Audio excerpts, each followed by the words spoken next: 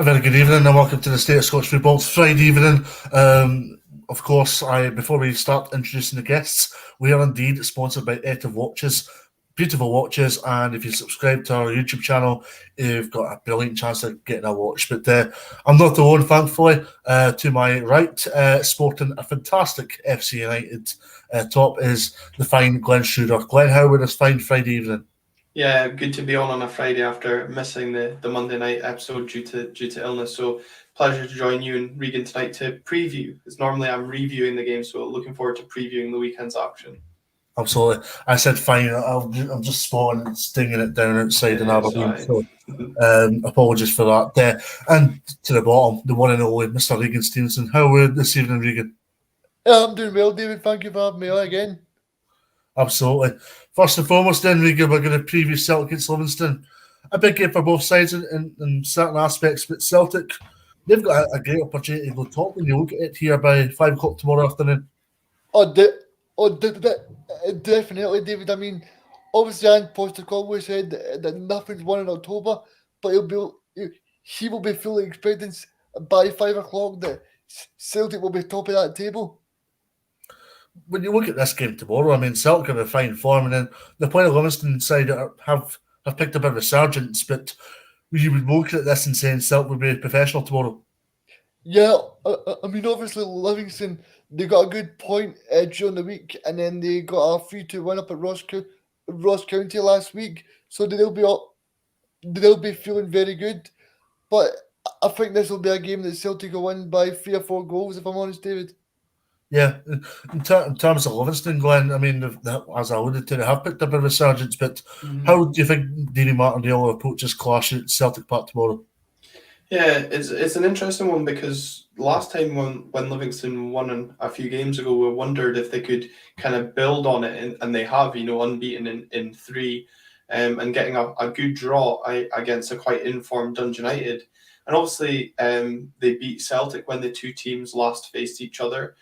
So maybe take some confidence from that. And I wonder if it's potentially mind games from Ange Postecoglou. But if I was Martindale, I would maybe have been encouraged by the comments that Ange Postecoglou made about resting players, due to the heavy fixture load that Celtic have been under. The third game in a week. They've also had the European game the Thursday prior as well. But Livingston, I think, will just approach it going about their own business.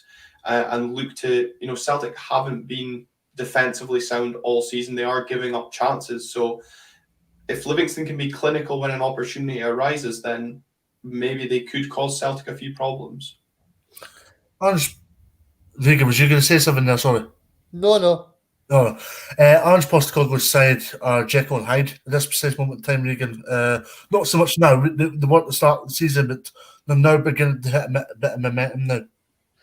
I mean, Celtic are playing some really good stuff at the moment. I think Ange Postecoglou said on Wednesday that it's the best he's seen Celtic play, so he'll be fully expecting them to go out there and do a professional job. Absolutely. Glad we were touching upon this last night. A lot of the Glasgow two in particular will hit a hot and cold stage. We're seeing it with Celtic last season, and you're slowly but surely beginning to see with Rangers this season to an extent as well, as we did before COVID 2 seasons ago as well. Yeah, definitely. And I think while Celtic are definitely in that hot streak just now, and as Regan said earlier, they'll be looking to continue that on Saturday. It's probably they'll view this as the ideal opportunity to continue that streak, and what better motivation than to have knowing that come 5 o'clock they can be sitting top of the pile after all the kind of criticism and the talk that was getting circled around probably after the defeat to Livingston earlier in the season about whether or not he was the man for the job or up to the task. It's been an impressive turnaround. Looking at individual players, Regan, I'm noticing an article just online just now that Carl McGregor and Kyogo Furuhashi, just in terms of stats, have been probably two of the best players in the Premiership this season. Yeah, it's hard to argue otherwise. I mean, I've been really, really impressed with Kyogo because we spoke about this last week on the show that Kyogo doesn't even speak English, David, as well. So I think that's even more impressive. Absolutely. And I mean, Glenn, if you are Livingston, you're looking at this and going, like, we got the result the last from a Livingston perspective, of course. Mhm. We got the result the last time against Celtic, but this probably carries a different pressure for Martindale's side tomorrow. Yeah, I mean, it's always a different prospect as, plastic versus grass when from a Livingston point of view. But if I was Livingston, I'd be looking at the likes of Bruce Anderson and Odin Bailey as the two up top that need to perform. We need to, from Livingston point of view, keep the service levels up to them and make sure that they've got opportunities to take, but also be sound defensively. I've said it on here before about Livingston used to be such a resolute defensive unit, and we haven't seen that, entirely this season. And against a Celtic team that seem to be creating chances at will, they're going to have to be switched on Saturday if they want any chance of getting a result. Yeah, absolutely. Regan, the Celtic look at tomorrow as a revenge, or is it just a normal game for Celtic? I think it's just a normal game for Celtic because they've got, obviously they've won. I think they've won the past 5 a Premiership games, so I think they'll be full of confidence and they'll be expecting the 3 points. And I think this is a game that maybe at the start of the season that Celtic would have earmarked to get a definite 3 points in the bag. Yeah, just to clarify, won the last 4 and drawn the 5th last game. So the 4 in a row. So always a positive sign. But guys, just in terms of tomorrow, I mean, Livingston, you touched on the defence there, Glenn, and Celtic have got a pretty good goal difference. They're currently plus 19, which is miles above Rangers and Hearts, and that's the thing for Livingston. If they're going to get a result tomorrow, it needs to be pretty tight across the back.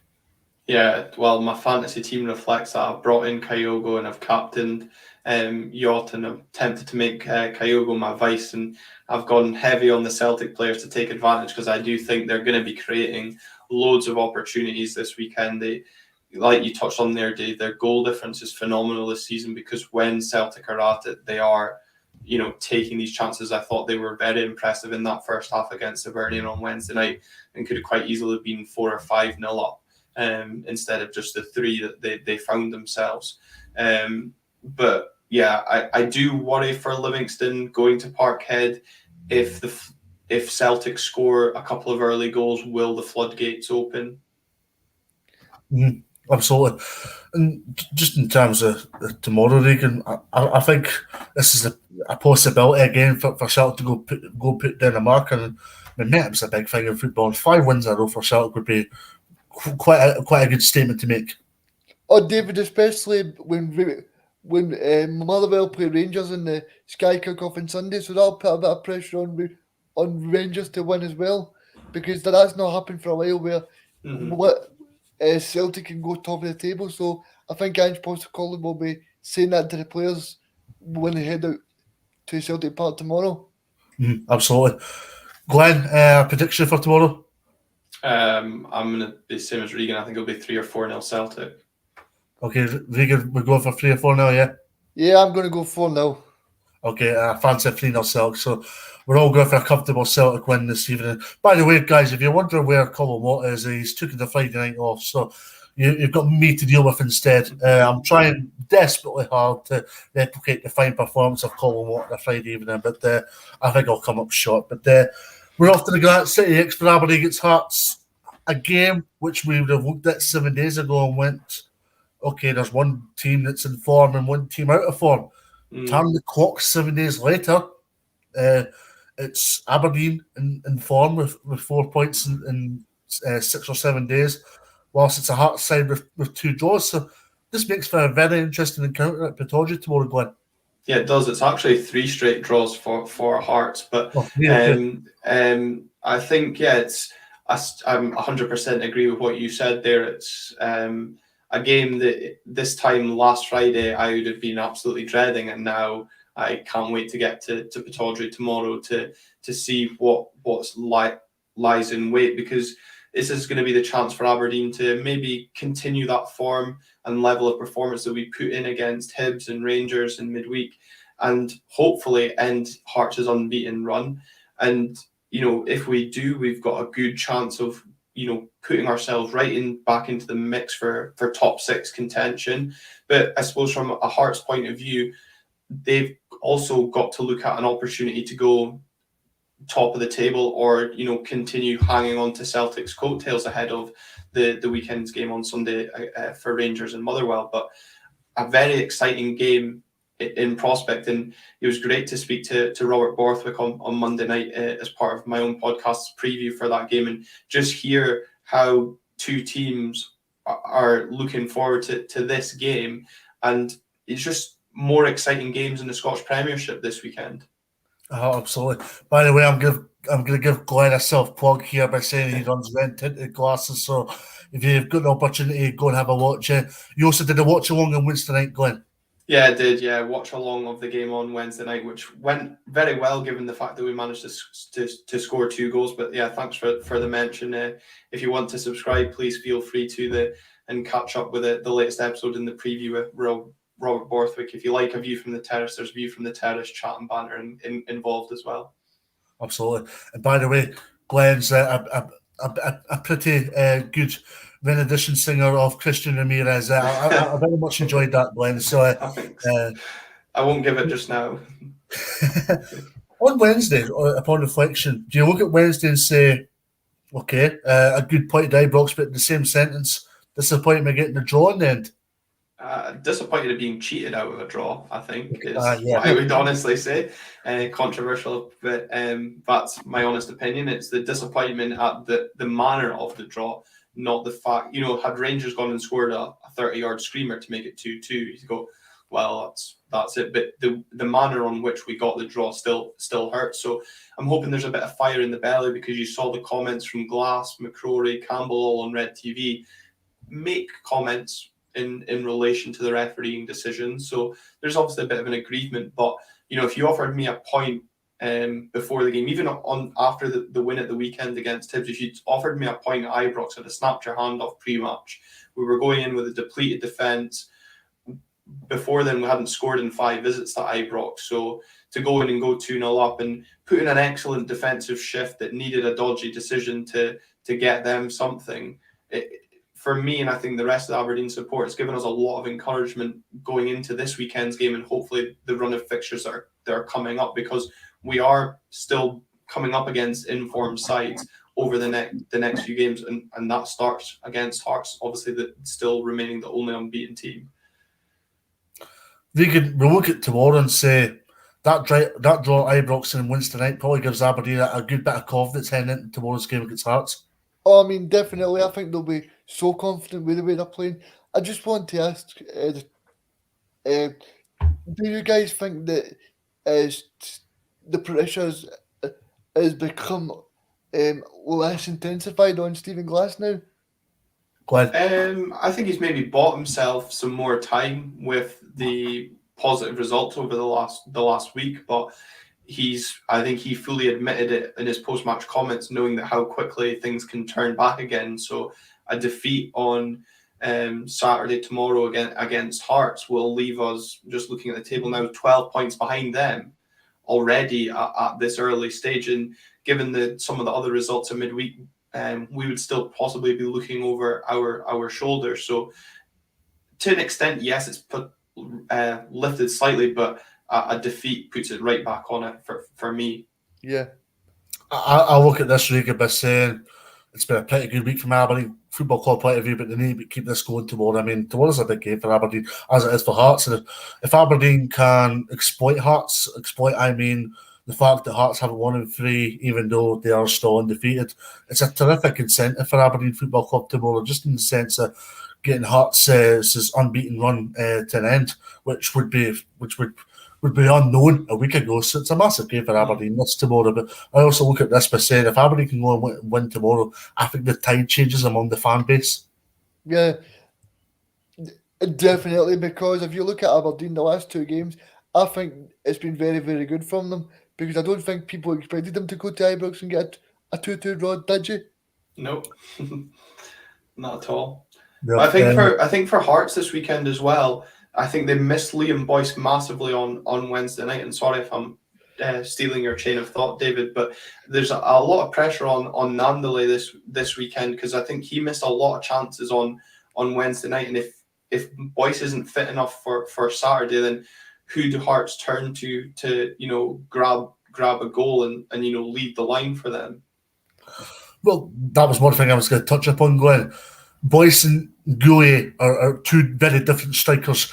Goulet is your accustomed number 9, whilst Boyce will do a lot more of the hard work. I'm glad you got the pronunciation better than I did. But no, I think Boyce certainly gave Hearts a better outlet, and you know what you're getting from him. And Hearts still, don't get me wrong, created chances on Wednesday night in that game against St Johnstone, but they didn't look themselves in terms of the clinical nature that we've seen from them this season. And St Johnstone managed to expose a few weaknesses at the back. And I think from a Hearts point of view, they've got the solidness in Craig Gordon, so it's a big ask trying to get past him. He's looking at a totally different player from the one that was at Parkhead a few seasons ago. Could you look at Hearts and say this is a big game and a must win, I must get 3 points tomorrow? I don't know if they must get 3 points, but I think just in terms of the momentum that they've built, I think it's important that they do take something from the game, because I've been really impressed by them. But I mean, as you said, I don't think the squad is strong enough. I think if someone gets a bad injury, then I think they'll be struggling. But I hope they can stay up there for as long as possible, because it's very, very good for Scottish football.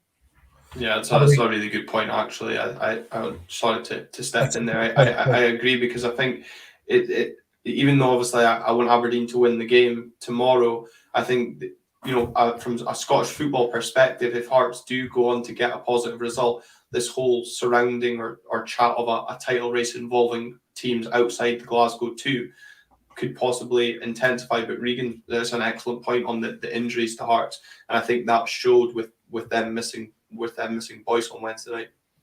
The thing about tomorrow is Aberdeen Hearts encounters in the past have captured goals, and we'll probably expect goals tomorrow at Pittodrie. I was going to actually say that the opposite. I think it'll actually be quite a tight affair tomorrow. Yeah. Certainly a feisty affair. The meetings in the past, I expect a lot of cards, but I think this game will not have many goals in it. I think it'll be quite a cagey affair. Mm-hmm, absolutely. Regan, when we look at Aberdeen, you're looking at this and going, I don't think season defines the right word to be using here, but you're looking at Aberdeen's perspective and going, it's a potential watershed moment for changing their season. I mean, it definitely is, because if you look at Aberdeen, they've had two great scores in the last couple of games, and this could be really big for them. But the opposite effect, if they go lose tomorrow, then that will just put them back to square one again. So I think it's very, very important for the squad, for Stephen Glass, and also for the Aberdeen fans as well. Yeah. Do you think that's Hearts' problem right now, Glenn, that Boyce aside, they don't have enough players to not find the back of the net, but they don't have enough attacking quality, maybe perhaps? I don't know about attacking quality. I think, you look at the game against Dundee at Tynecastle, they hit the woodwork 3 times, or probably one of those days where luck's not on your side. But certainly on Wednesday night, I felt that they lacked something. Something seemed like it was missing from the quality that we've seen of Hearts recently. But, it's a difficult one, because when Hearts were quite a settled squad, and it goes back to the point that Regan made, when you get a couple of injuries, it unsettles, and players have got to get used to new players coming in and dealing with that system and dealing with players they're not used to. So I think they're more probably suffering from that rather than a lack of firepower. Absolutely. Looking at Hearts before I go back on Aberdeen, and they play a 3-4-3, which we've touched upon the fact that Hearts have been quite organised at the back, and Craig Gordon's a very accustomed goalkeeper, but at 3 at the back has the potential to get exploited tomorrow. It does, but again, spoiler alert for those of you that want to tune into the Red Tinted Glasses preview after this show, of course, don't leave us before then.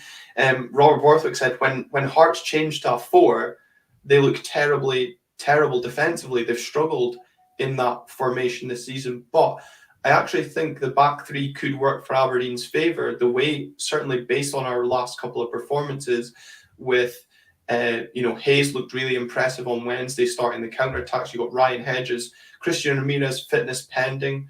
Obviously went off with a groin injury, so I'm not sure if he's going to be fully fit or not for the weekend. But then Marley Watkins, hopefully, the physical presence up against Halkett, Suter, drawing them in and opening up the space for a Hedges, Ferguson, Austin Samuels if he finds himself featuring. So yeah, it's a good point, Dave. Yeah, definitely opportunities for Aberdeen to exploit that back three. Do you think Stephen Glass will make some changes tomorrow because he played a 5-4-1 on Wednesday? I personally wouldn't make too many changes from the side, because I think the side looked very settled. Dylan McGee very impressive in midfield, coming in with Scott Brown dropping into the defence. The only change I could see happening would be Marley Watkins coming in to go up alongside Christian Ramirez. But again, it just depends on the fitness of Christian Ramirez. He will be a big loss to Aberdeen if he can't start. But we could just see the opposite of what happened on Wednesday night. Watkins starting and Ramirez coming on for the last half an hour, 20 minutes. What do you think of Scott Brown at centre half, Regan? I didn't think he looked out of place, David. I thought he done very well up against, obviously, his old pal of Morelos. I mean, I think when you look at Aberdeen, I think they've got some big problems at the back. Obviously, they've got a lot of players out, but I think Scott Brown filled in very well, and he'll be looking to get a big result against a team that he doesn't really like that much, and because he spent some time in Edinburgh with a different club as well, so he'll be hoping that he can get the 3 points and stop Hearts from potentially going top of the league. Absolutely. Now, very sorry to steal your thunder here, Wanky67, but unfortunately, Calvin Ramsey's out injured right now. And this is my next question, Regan.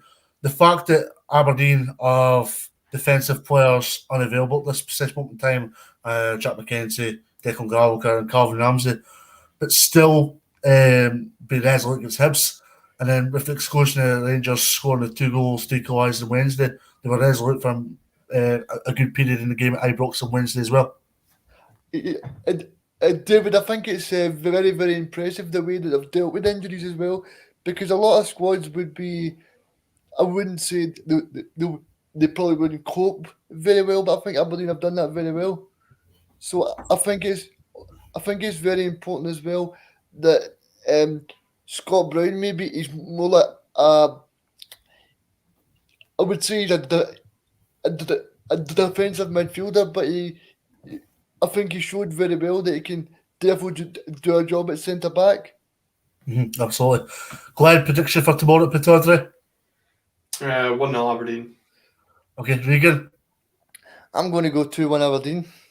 Yeah, I'm going to go for a clean sweep. I'm going to go and say 2-0 Aberdeen. I just think Joe has got a clean sheet for some bizarre reason. But it's an Aberdeen side that aren't exactly keeping a lot of clean sheets at this precise moment in time. But of course, they're on to Dundee now, and Dundee United are at home to St Johnstone. An interesting game this for either sides. A host of permutations for both Dundee United and St Johnstone. Dundee United, of course, undefeated in 7 Regan versus St Johnstone, but we'll get back to winning ways tomorrow. David, I spoke last night about Tam Coates. I've been very, very impressed by him, and I think this is a game that Dundee United will do very well in, because St Johnstone, I think the last few weeks, they've not been playing too well. Obviously, we spoke about Davison last night as well, but I think Dundee United will just go from strength to strength here. I really like that Fuchs in midfield as well. I like Nicky Clark. They've got some very, very good players, and I'm looking forward to seeing the highlights and watching them. Mm-hmm, absolutely. Glenn, that could be one area that Dundee United could exploit from St Johnstone. The fact that they've got probably arguably a stronger midfield than paper compared to St Johnstone. Yeah, definitely, and obviously St Johnstone still maybe vulnerable defensively with Sean Rooney still absent for them, and probably have looked worse defensively since his injury. I mean, I've not seen them countless times, but you just need to look at the defending that they put up against Livingston, which was pretty car crash at times. And, you know, there's been a lot of talk about managers under pressure in Scottish football this season already. And I'm just wondering if a negative result for St Johnstone could put Callum Davidson under a bit of pressure. But that midfield battle is certainly one that will be an interesting one to watch tomorrow, the likes of Harks up against Murray Davidson. Absolutely. Now let's not start manager debates tonight. Here we go. Let's not start. But we can back tomorrow. St Johnstone haven't won at Tannadice in 5 years. That's quite a record for when you were speaking about St Johnstone. Yeah, I mean, it's a stat that I didn't know, David, but it's a very good one. I think it'll be very important, St Johnstone, then that they get through the first half of the game, the still 0-0. But I expect Dundee United to win, because I think they've been playing really well the last few weeks. But I mean, I watched St Johnstone last week against Celtic. I didn't think they offered too much, so I'll be expecting a big performance from St Johnstone tomorrow. I'm going to stick with yourself here, Regan, before I move on. Do you think Callum Davidson, it worked massively last season, don't get me wrong, but do you think Callum Davidson's used the Tommy Wright methodology with his way of thinking? I don't know about the Tommy Wright, but I think it's very hard for him to go from winning 2 cups to being a mediocre team, because a lot of pressure goes on that, and that everybody expects now. They expect St Johnstone to be up there, challenging Rangers and Celtic for the Scottish Cup and the League Cup. I think that's a very hard act to follow, because if you look at St Johnstone, they got rid of 2 of their best players in the summer transfer window as well, David. So it's very, very difficult to replicate what they did last year. 100%. And Regan, obviously, we touched on the management discussion last night, so I'll leave this next question in the hands of Mr. Schroeder when it comes up, where it says, if the Saints drop points again, how long before talk of sacking the manager? One thing I would qualify before I get Glenn's response is Callum Davidson signed a contract fairly recently, so I don't think St Johnstone will panic. No, and I don't think St Johnstone are the type of club that would panic. I mean, they're traditional slow starters to the season, but I think Regan made the point there about the expectation levels, and Callum Davidson's raised the bar in terms of expectation levels at St Johnstone, the way they performed in the league last season, let alone the cups and winning the 2 trophies. And they had a very good start in Europe, you know. That some of the away performances they put in Austria and Turkey respectively, they've just not converted their league form, and selling your 2 best players, is, again, as Regan touched on deadline day, with little chance to replace them, has kind of left Callum Davidson with a really tough ask on his hands this season. They put in a good performance against Dundee, but okay, it's rich for me to say as an Aberdeen fan, but you know, teams are beating Dundee well this season. But again, they're not grinding out results or getting the results that we're maybe used to the St Johnstone side doing. And this game on Saturday is a big game, because for both sides, you know, I touched on Hearts looking to hang on to Celtic's coattails. Dundee United, a win would keep them right in the mix as well, up the right end of the table. And again, a defeat for St Johnstone will not only leave Callum Davidson under pressure, but the fans will be feeling the pressure, because there's teams right breathing down their necks. Absolutely. I'm going to focus on Dundee United here, Regan. St Johnstone lost Ollie McCann and Jason Kerr, of course, to Preston and Wigan respectively, but I look at this from a Dundee United perspective, and Tam Courts could be under pressure with regards to keeping a hold of his top players if they keep this fine run going. David, definitely, because you look at Peter Pawlett, Nicky Clark, Fuchs, they've all been playing well, and you just need to look at Scottish football. It's a selling market, and if they play well, then they'll be off. I think it's the same as St Johnstone played last year, where they got they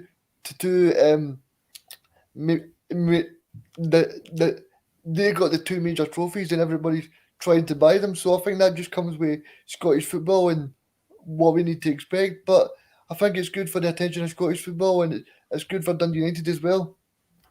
Absolutely. Some fans information ahead of Saturday's game. Glenn, they are holding a minute's of pause instead of a minute's silence tomorrow. And it's probably befitting considering Walter started his playing and then coaching career at Tannadice. Yeah, absolutely. There's obviously the respect shown on Wednesday night's fixtures, but Dundee United not being at home and given the influence and presence he had at Dundee United, it's befitting that they get to pay their own tribute at home on Saturday, and doing that through a minute's applause instead of silence is absolutely fine. For me, you're still marking the respect in equal measures.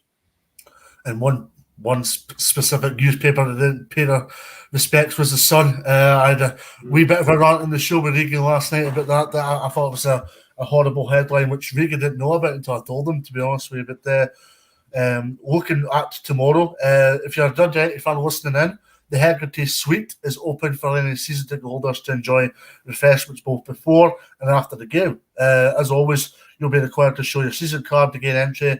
The suite opens at 11. The last orders pre-match at 2:30. They'll open again for season ticket holders immediately after the match and remain open until 7 p.m. subject to demand. Glenn, from an Aberdeen perspective, I know we're speaking about Dundee United Johnson here, but do you think Aberdeen should have something like this for season ticket holders?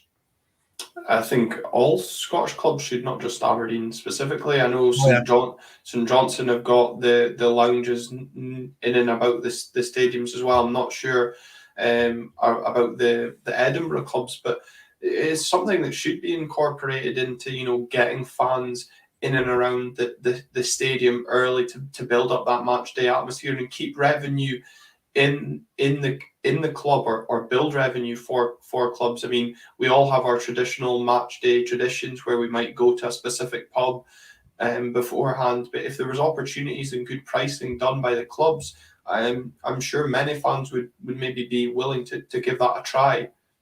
No harm in trying it anyway. I'll be interested to see what success Dundee United get from this. Yeah, because it's the first time they've done this since I think it's been a custom thing before coronavirus. That this is the first time they've done it because the Hegarty Suite has been used as the away team changing room during COVID. So it's the first time it's getting opened again to the fans tomorrow. I'm confident it's every bit of success. But one thing I look at from a Dundee United persuasion, Regan, is they're doing well, but they want more, and that's a positive thing if you're a Dundee United fan. Oh, David, I mean, I feel like they've been playing really well, and I think it's credit to Tam Coates that he's installed the mentality that Dundee United are mixing it with Celtic and Rangers as well. Because I don't mean to be offensive, but I don't think people would have expected Dundee United to be up there at the start of the season. Well, fans of the Dundee clubs were looking at, or any Scottish football fans for that matter, were looking at this and saying, I think Dundee will finish above Dundee United. How the tide has turned.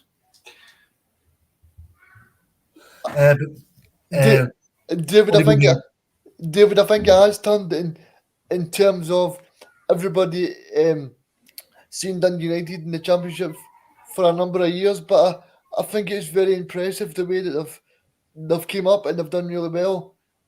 Because I don't think Tam Coates was the popular choice, but he's definitely proving people wrong.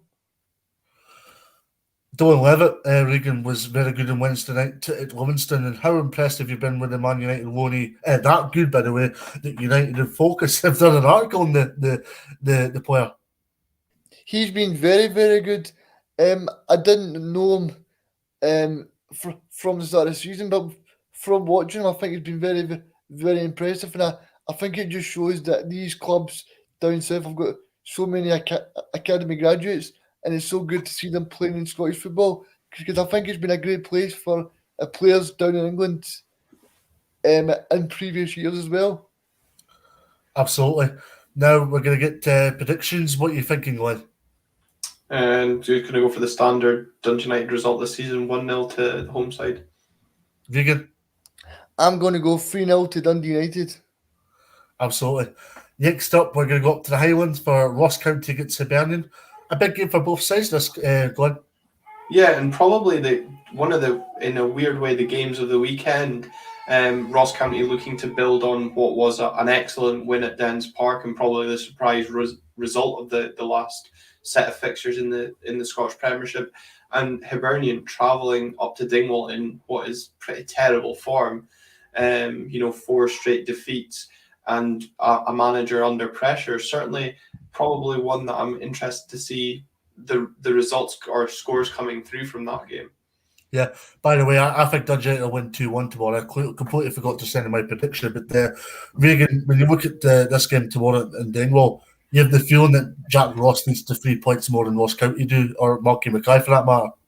Oh, David, I think Jack Ross is under a bit of pressure because of the expectation from the fans. I spoke to you last night about Malky Mackay and how the Ross County fans have been very, very patient. But in terms of Hibs, I think they need the result big time, because I think if they don't get a result against Ross County, I think the pressure will just pile on Jack Ross. Glenn, Paul Hamlins came in the press and says that the players aren't doing enough for Jack Ross. Can you put a finger on maybe why that's maybe happening? I mean, I don't watch enough of Hibs to give a specific reason as to why that might be happening. But again, going back to Red Tinted Glasses, when we had the Hibs fan on, he's saying a lot of players are maybe hiding. He singled out Kevin Nisbet in particular. The fact that I think he struggled a lot since Christian Deutsch has been missing, and the fact that probably teams are working out that if you keep Martin Boyle quiet, you keep Hibs quiet. And I think, Dundee United did that very well. Aberdeen did that very well. I obviously the Rangers game's a bit different given the red card and Celtic blew Hibs out the water, and that's your 4 straight defeats. So I think teams are beginning to work Hibs out rather than maybe players not performing, but that's just, a point of view from someone that's been watching the highlights rather than a Hibs fan themselves. Yeah. Regan, do you look at Hibs and say they don't have a plan B, they're just a plan A specific side? David, I think I agree with Glenn there in terms of if you stop Boyle, you stop Hibs, because I think he's been so important, and I think that showed in the summer window when he signed a new contract to stay away from Aberdeen. But I'm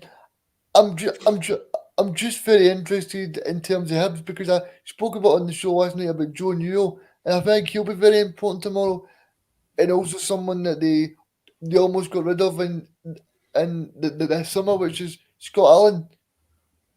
Mm-hmm, absolutely. And when I look at this game tomorrow, I mean, Ross County will be in a massive high after Dundee, after winning 5-0 at Dens Park and Winston going. Yeah, absolutely. And I mean, I said to you before we went live, the quality of the goals that they scored on Wednesday night were, some of the highest quality. And I listened to Malky's post-match comments that, they've more than competed this season, and the team he felt they hadn't competed against this season over the course was Hibernian. And maybe, we were speaking earlier about revenge when it came to the Livingston Celtic game. I think Malky will have these players, fired up to say, look, we didn't, turn up correctly at Easter Road.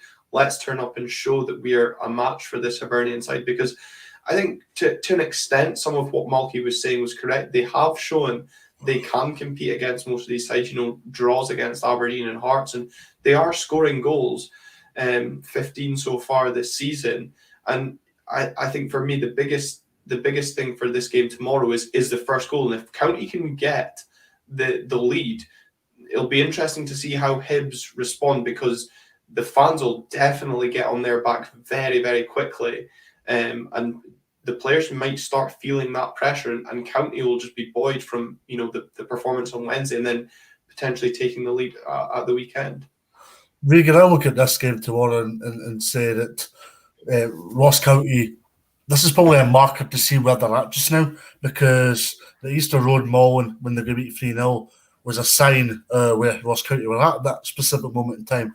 A club with very limited resources in terms of recruitment, because they were still in the process of getting recruitment in. They had a COVID outbreak at the club as well. This is probably a sign to see where they're at as a football club, and also on the park as a team as well. Definitely, David, and I think that see the 5-0 victory against Dundee. I don't think that'll do any harm at all because that'll give them so much confidence going into this. We spoke about some of the goals last night that they scored on Wednesday, and the goals were so good to watch. And I'm expecting Ross County to do very well here. And I'm looking at players such as Regan Charles Cook and Joseph Hungbo and Harry Clark, and they're beginning to get accustomed to the Scottish game now, Glenn. Yeah, they are, but the worry that I had, especially around Harry Clark, because he's been immense for Ross County this season, is the fact that he's only on loan, and his performances will potentially start attracting interest from maybe clubs down south come the January transfer window. Same with Regan Charles Cook, who's been definitely the standout for County so far this season. So County will be wanting to make the most of these players whilst they've got them, because if keep performing as individuals in the team the way they are. Regan said Scottish football's a selling market. Well, teams will definitely be, seeing the eye-catching performances that have been coming in. I think County getting Clark in was a coup for the Stuggies, because huge. Clark played for Arsenal's first team against Rangers and Hibs, I'm led to believe. So that just goes to show you the quality of player that he is. But I look at this game tomorrow, Regan, by saying that if Hibs can go in and get the win tomorrow, it probably eases a bit of pressure off Jack Ross. I mean, I think it definitely does, David, because he's under huge pressure because, it's a big stadium, Easter Road, and they've got a very expecting crowd, and they'll be expecting them to go up to Dingwall and get the 3 points. Absolutely. And guys, predictions for tomorrow. Is Ross County going to get 2 in a row, or is Hibs going to bounce back? I'm going for a score draw, Desmond, 2-2. I'm going to go 2-0 to Ross County. Yeah, I'm going to go 1-0 Ross County. One thing I would look at this by saying, whenever Ross County have been at home, they've always been unlucky. Would you agree with that, guys? Yeah. And definitely, because they played last week and I think it was 3-2. Then they played the week before and it was 2-1. So they've always been close, and I'm expecting them to do well tomorrow. Absolutely. Now, I forgot to tell you that there was a certain game taking place in Paisley in the group chat earlier on, but indeed there is. It's St Mirren against Dundee tomorrow. I was just away to go into Fir Park, and I just remembered St Mirren are at home to Dundee tomorrow. And I'm looking at this game tomorrow, gents, by saying St Mirren have done very well, but it's been a tough week for them with permutations such as results against Rangers and Motherwell. The latter coming back from 2-0 down, but maybe a disappointment not getting all 3 points in the end.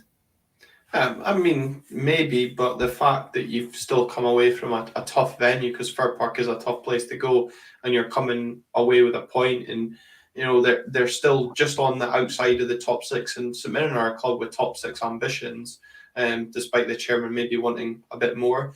But look, I think St Mirren have really kick-started their season after beating Aberdeen and putting in good performances. You're right, Jim Goodwin will be disappointed in the defeat to Rangers, but from 2-0 down to show that fighting character and come back to get the draw at Fir Park, they'll now be looking to go in and now get 3 against Dundee this weekend. And you look at this, Regan, by saying, I think St Mirren will be clear favourites to go win this game, and St Mirren will be a side that very seldom get the favourites tag going into a Premiership game like this. Oh, definitely, David, because I was very, very impressed with St Mirren against Rangers. They scored a very, very good goal, and I think they'll take the game to Dundee, and I think it'll be a very interesting game. On you go, sorry. I mean, in terms of Dundee, obviously, you were speaking last night about James McPeak being under pressure, so it's a very big game for him as well. Absolutely. I look at St Mirren, and this is a potential springboard because they've got Dundee tomorrow, Glenn, the way at St George next weekend, and then at home to Livingston. I'm looking at this and saying if they can win tomorrow, it's a potential momentum spinner for St Mirren.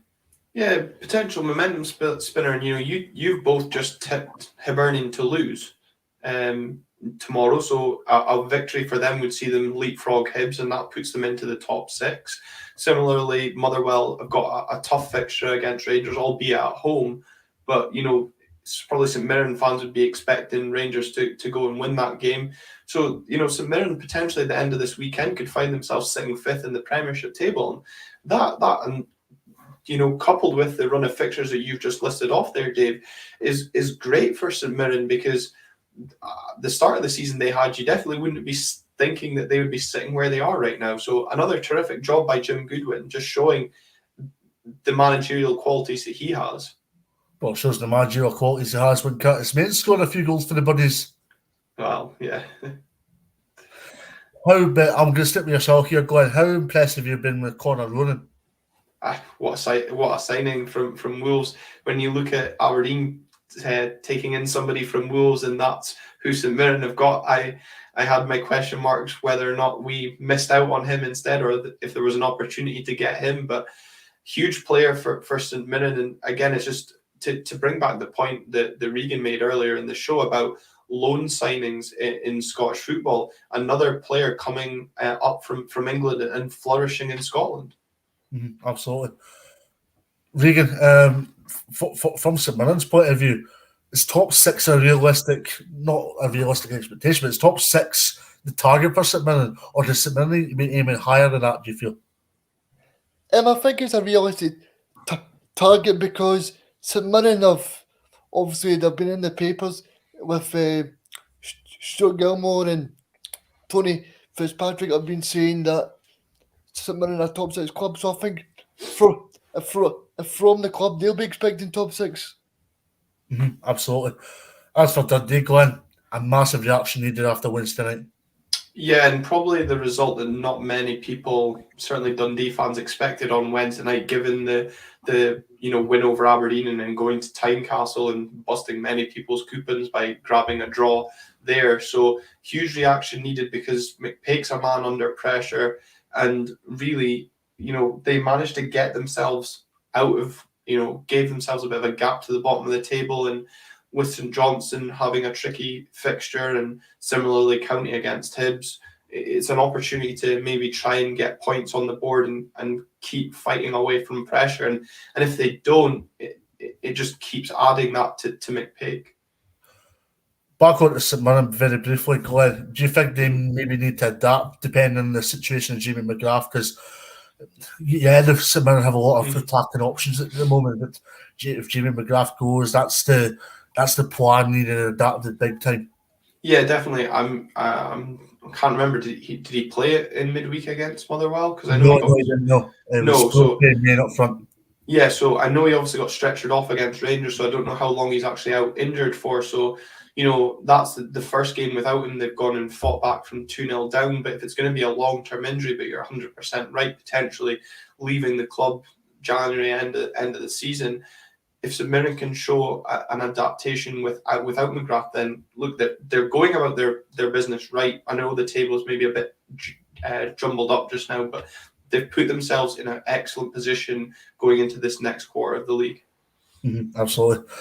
Regan, this is a game in the unknown. When I look at it, you're looking at St Mirren's side that are adapting, but also St Mirren's side that want to add more goals to their name, whilst Dundee, they need a result ultimately.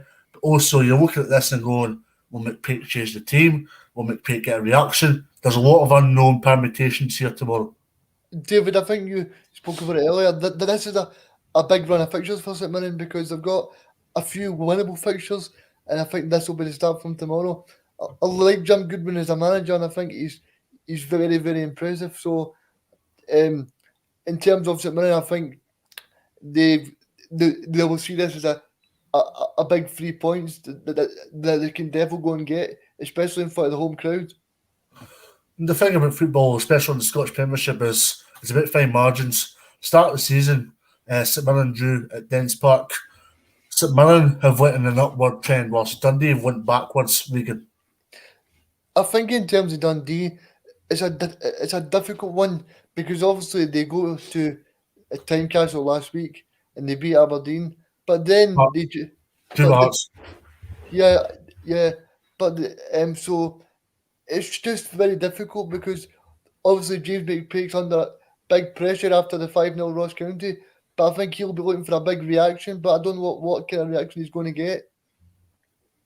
I will get this from a Dundee persuasion, Glenn, by saying I don't think McPake will get relieved of his duties soon because Dundee are a very corresponding club with their managers. They're not a club that will go and sack managers for a panic, knee-jerk reaction on social media.